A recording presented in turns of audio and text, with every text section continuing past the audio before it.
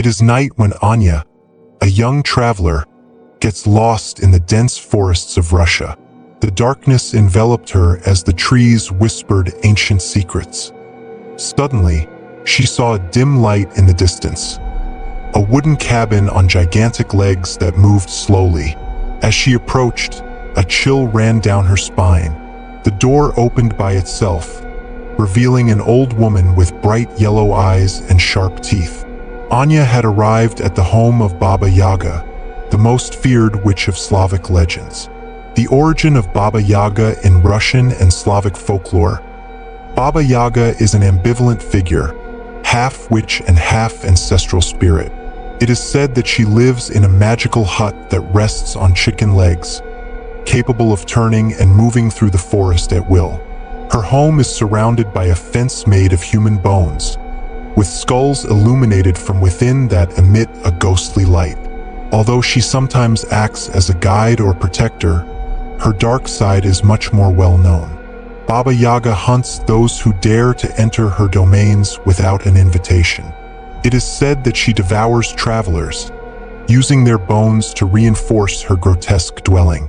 The legend comes to life in this story.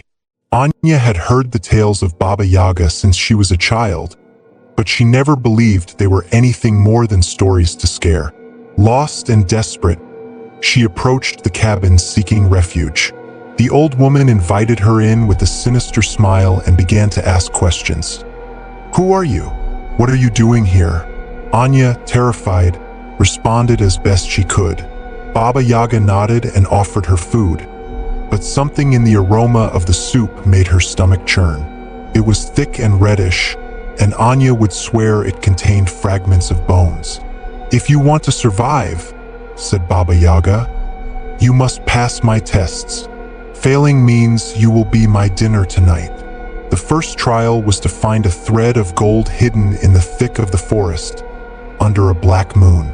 Anya had to face horrible creatures, three-eyed wolves and shadows that whispered her name. She managed to complete the task just before dawn.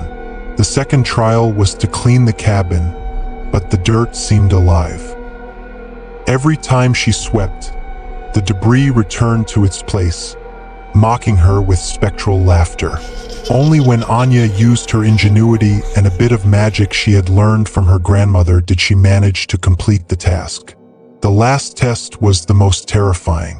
Baba Yaga asked her to bring water from an enchanted well, where the spirits of the dead tried to drag anyone who approached.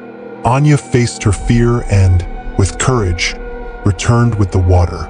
The true face of Baba Yaga when Anya completed the 3 trials. Baba Yaga smiled. "You have passed my tests, girl. Few succeed. Now go. But remember, I will always be watching." The young woman fled the forest, but not without looking back one last time. She saw how the cabin slowly turned on its chicken legs, disappearing into the darkness. From that day on, Anya knew she had survived something more than a legend. She had faced incarnate evil.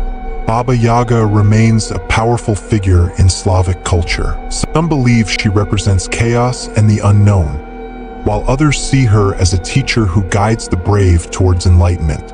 Whatever the interpretation, her story continues to terrify and intrigue generations.